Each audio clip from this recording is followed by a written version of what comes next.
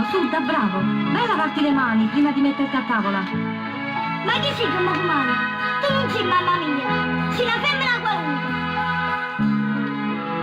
E perché fai lo scostumare?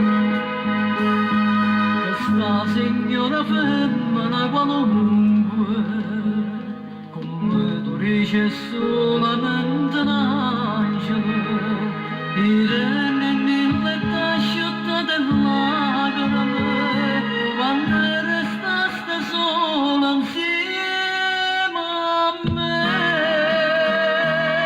Ah, mamma vera, mamma, non l'abbandoni figlie.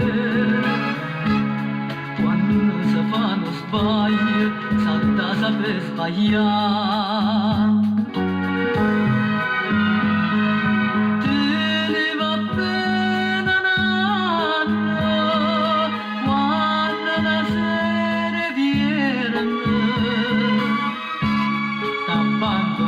Da tanto non t'ha pensato più.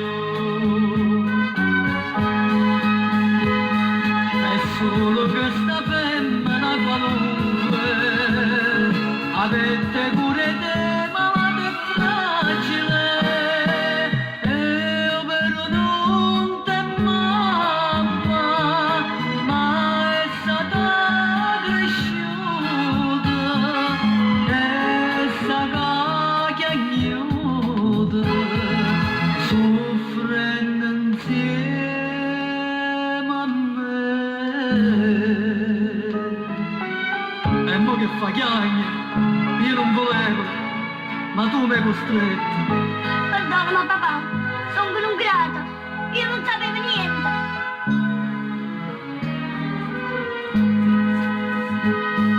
Non tu volevo fare questo rimprovero, ma è stato necessario, non so merita, l'immagine e pensieri che sta femmina, e chi è una mamma tu li ha